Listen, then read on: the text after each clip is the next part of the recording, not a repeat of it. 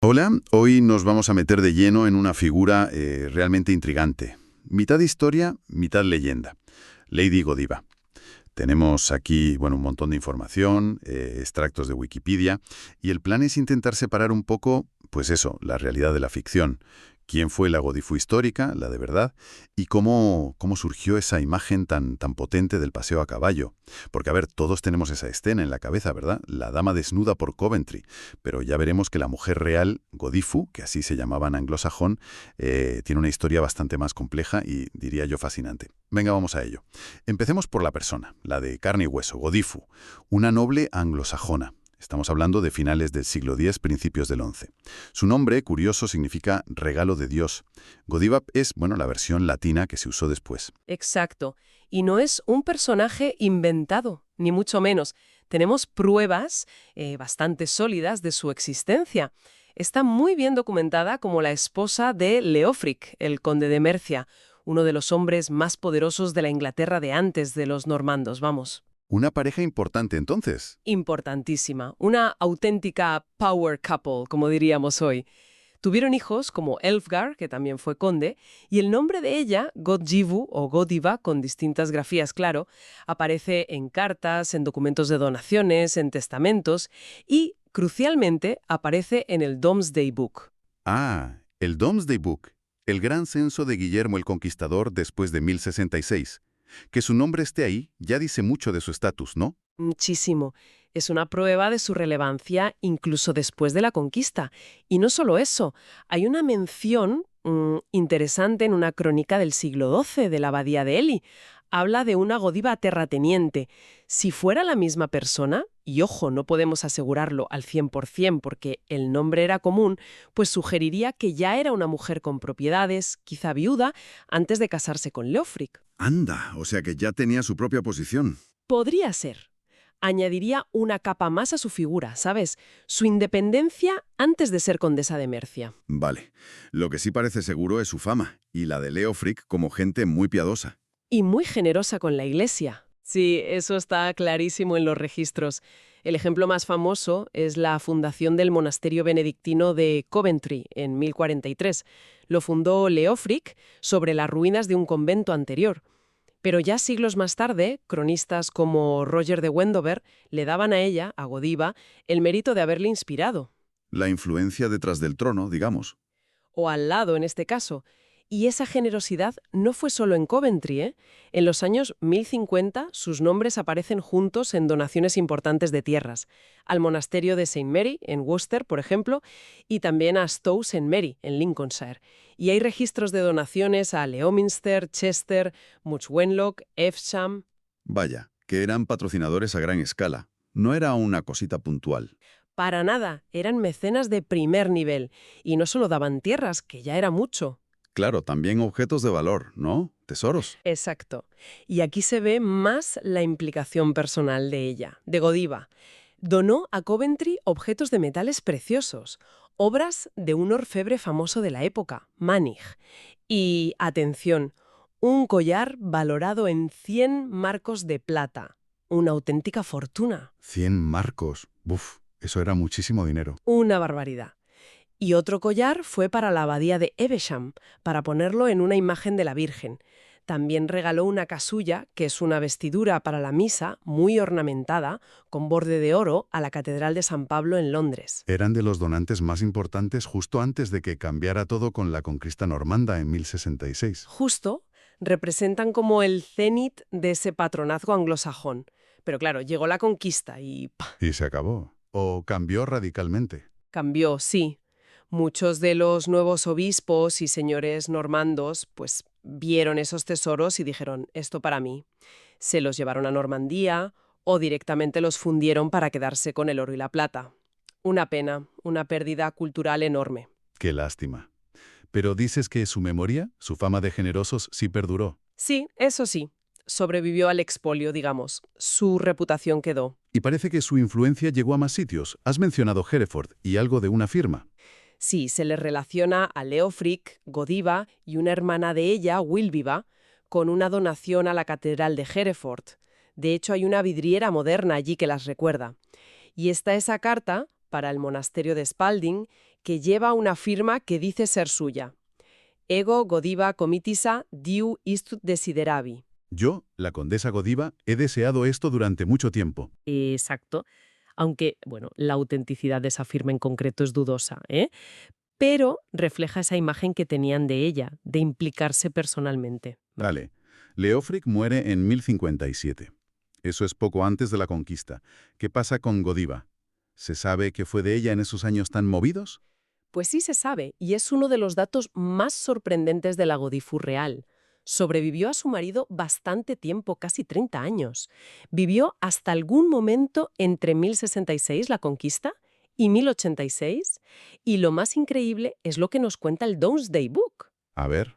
Godiva es una de las poquísimas terratenientes anglosajonas, y la única mujer de alto rango que consiguió conservar sus propias tierras después de la conquista normanda. ¿Anda?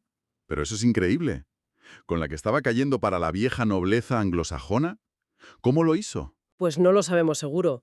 Quizás por su reputación, su piedad, quizás tenía buenos contactos, habilidad diplomática, no se sabe.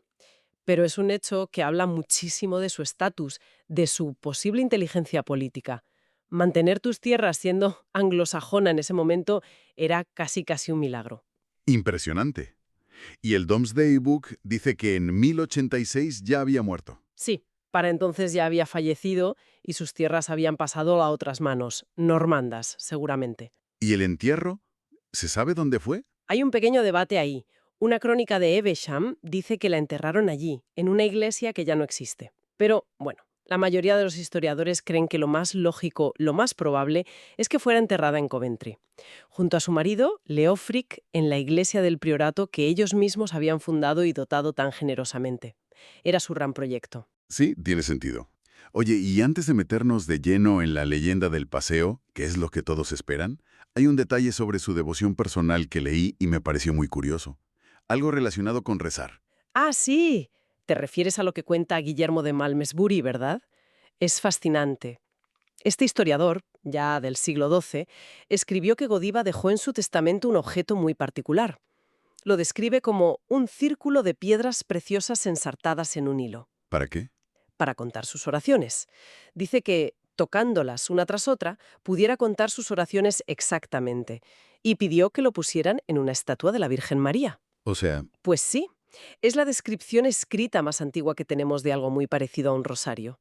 Un objeto para llevar la cuenta de las plegarias. qué curioso. ¿Un precursor del rosario o nada menos? Nos da una idea de su piedad más íntima, ¿no? Más allá de las grandes donaciones. Exacto. Una ventana a su devoción personal. Muy bien. Pues ya tenemos un retrato bastante completo de Godifu, la histórica. Noble, rica, poderosa, piadosa, generosa, mecenas y superviviente política. Una mujer con mucho peso. Pero ahora viene la curva. ¿Cómo pasamos de esta señora tan respetable y documentada a la leyenda del paseo desnudo? Aquí es donde la cosa se pone, resbaladiza, como decías antes. Muy resbaladiza. Y lo primero, lo más importante que hay que entender, es el cuándo. ¿Cuándo aparece por escrito esa historia? Pues aparece casi 2 siglos después de que Godiva muriera. La primera mención es del siglo XIII. 2 siglos. Sí, en una crónica llamada Flores Historiarum, que se asocia a un monje llamado Roger de Wendover. Antes de eso, nada. Ni una palabra en fuentes de su época o cercanas. Entonces, los historiadores de hoy... Son prácticamente unánimes. Consideran que la historia del paseo es una leyenda, no un hecho histórico. No hay pruebas contemporáneas que la respalden. Pero vaya, se ha calado la leyenda. Ha sido increíblemente popular. ¿Cómo es la versión más típica, la que todos conocemos? Pues la versión clásica, la que ha llegado hasta nosotros, cuenta que Lady Godiva sentía una pena enorme por la gente de Coventry. Sufrían mucho por los altísimos impuestos que les ponía su marido, Leofric. Ella le pedía y le pedía que los bajara, pero él, nada, se negaba. Hasta que un día... Hasta que un día, él, quizá harto, quizá como una burla cruel, le dijo: «Vale, bajaré los impuestos, pero solo si te atreves a cabalgar desnuda por las calles de Coventry». Un desafío que él pensaba que era imposible que aceptara, claro. Una humillación impensable para una dama de su posición. Pero ella, según la leyenda, dice que sí. Ella acepta. por el bien de su pueblo. Y antes de hacerlo, da una orden: que todo el mundo se quede en casa, que cierren puertas y ventanas, nadie debe mirar. Y entonces monta a caballo y recorre la ciudad cubierta solo por su larguísima melena. Es una imagen potentísima, desde luego. Muy visual. Mucho.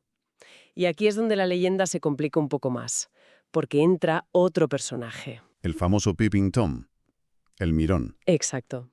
La historia añade que hubo un hombre, a menudo se dice que era sastre, que no pudo resistir la curiosidad. Desobedeció la orden. Hizo un agujerito en la persiana o en la pared, o espió por una rendija para ver pasar a Godiva desnuda. ¿Y qué le pasa? El castigo, según la leyenda, fue fulminante y divino. Se quedó ciego en el acto, o directamente cayó muerto. Vaya. Y Peeping Tom se ha quedado como el nombre para cualquier mirón, ¿no? El boyer, por excelencia. Totalmente, es el arquetipo del boyerismo. Pero espera un momento. Si has dicho que la historia del paseo ya es del siglo XIII, 2 siglos tarde, ¿cuándo aparece Tom en la historia? ¿Estaba ya en esa primera versión? ¿Qué va? Y esto es algo que sorprende mucho. Peeping Tom es un añadido todavía posterior. No está en las primeras versiones de Roger de Wendover. Aún más tarde. Sí, sí. Probablemente surgió del folclore local de Coventry, quizás para añadirle un punto más de drama o una moraleja, ¿no? El castigo a la desobediencia y la curiosidad malsana. Pero no aparece por escrito hasta el siglo XVIII. El siglo XVIII, pero si esos son casi 7 siglos después de Godiva. Tal cual. Sabemos que en Coventry había una tradición en las ferias anuales de sacar una estatua de madera de un hombre asomado a una ventana, el Peeping Tom. Hay un artículo de 1826 que sugiere que esa figura, por la ropa que lleva, una especie de armadura, podría ser del siglo XVII, de la época de Carlos II.